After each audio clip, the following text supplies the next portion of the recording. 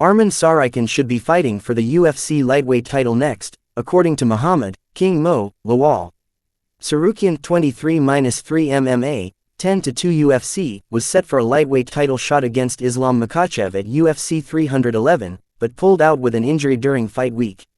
There has been plenty of speculation about what really happened with Tsarukyan and his withdrawal, but one thing is certain: ever since then, he's been on UFC CEO Dana White's naughty list, which has led to him being snubbed for a vacant title opportunity at UFC 324.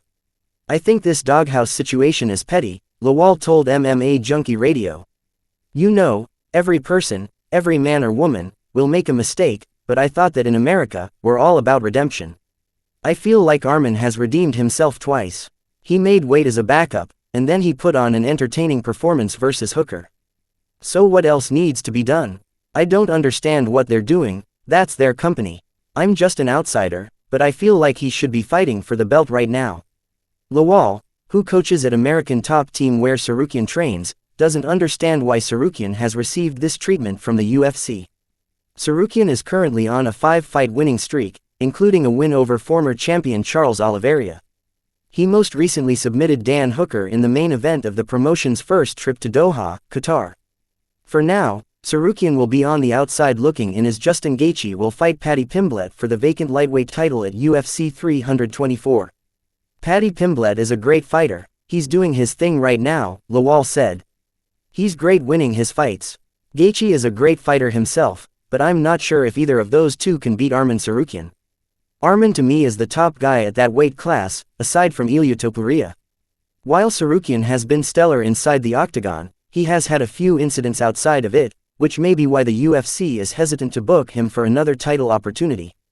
He punched a fan during his walkout to fight Oliveira at UFC 300, and most recently, headbutted Hooker during the ceremonial weigh-ins. King Mo thinks sometimes some controversy is good for the fight business. "There's a fighter from the UK named Derek Chisora, Del Boy, and he told me, 'Mo, sometimes if I want to generate buzz, I'll go out there and do something crazy. You know, I might get fined £5,000, but I'll make that up on the back end with ticket sales.' So with that headbutt, people looked at Hooker versus Tsarukyan like it's gonna be a EHH, but as soon as the headbutt landed, people were like, okay, what's gonna happen now? This might have lit a fire under Hooker and Hooker might come out a little stronger. And you know what? Hooker came out and locked in a guillotine or two, and made Arman scramble, go to his back. It would be different if Hooker was like, I can't fight because of the headbutt.